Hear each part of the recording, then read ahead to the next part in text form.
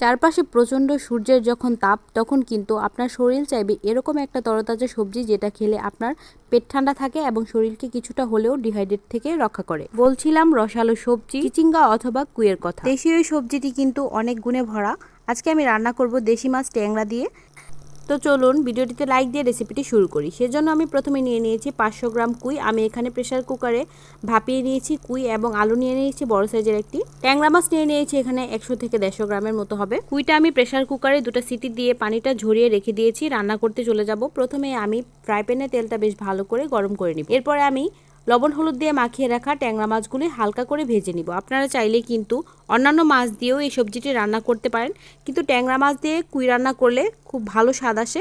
হালকা করে মাছটা ভেজে নিয়েছি, আপনাদেরকে কাছ থেকে দেখিয়ে দিলাম। এবার 1/3 কাপ তেল দিয়ে দিয়েছি আর দিয়ে দিয়েছি পেঁয়াজ কুচি, এখানে হাফ কাপের মতো হবে। প্রথমেই কিছুক্ষণ পেঁয়াজটাকে আমি সফট হতে দিয়েছি। এরপরে দিয়ে দিয়েছি 1.5 চা চামচ হলুদ গুঁড়া, দিয়ে দিয়েছি 1 চা চামচ লবণ এবং দিয়ে দিয়েছি হাফ চা চামচ মরিচের গুঁড়া। সব কিছু একত্রে ভালো করে কষিয়ে নিয়েছি। এবার দিয়ে দিচ্ছি ভাপিয়ে রাখা কুইটা।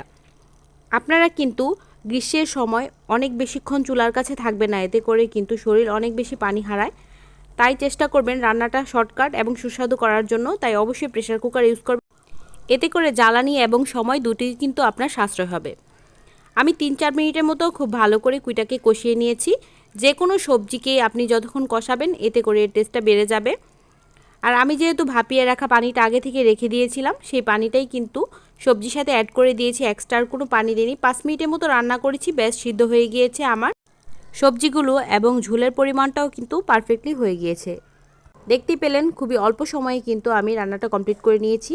আমি চেখে দেখেছিলাম লবণটা কিছুটা কম হয়েছে, সেজন্য আরও একটু লবণ অ্যাড করে নিয়েছি আর ভেজে রাখা মাছগুলো উপরে দিয়ে কিছুক্ষণের মতো ঢাকা দিয়ে রেখেছি।